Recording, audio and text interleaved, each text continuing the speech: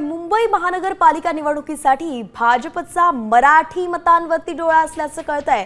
हो, मराठी मतांवरती आता डोळा आहे। नेमकं त्यासाठी भाजप काय करतंय जाणून घेऊयात। आमचे प्रतिनिधी गणेश कवडे आपल्या सोबत जोडले गेलेत। गणेश, हे नवं जे समीकरण आहे, ही नवं जे प्लॅनिंग आहे, त्याबद्दल काय सांगणार?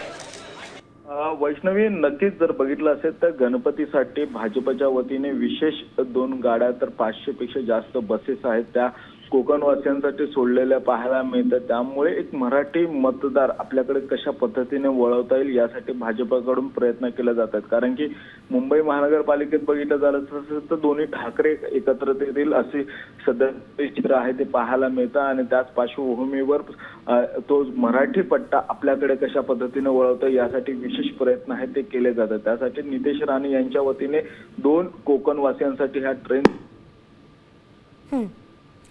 अर्थातच गणेश, एकंदरीतच कोकणवासियांसाठी विशेष ट्रेन चालवून मराठी मत जे आहेत, कोकणवासियांची जी मतं आहेत ती आपल्याकडे वळवण्याचा हा भाजपचा प्रयत्न दिसतोय आणि यातून ते राज ठाकरे असतील किंवा उद्धव ठाकरे असतील त्यांच्या मराठी अजेंड्याला थोडासा का असेना धक्का लावण्याचा प्रयत्न करतायत आणि चाचपणी करतायत की मराठी मतं याद्वारे तरी आपल्याकडे वळतील का। धन्यवाद, अगदी सविस्तर अपडेट आपण दिली आहेत। आता isakal.com आहे देशातील नंबर 1 ची मराठी न्यूज वेबसाईट।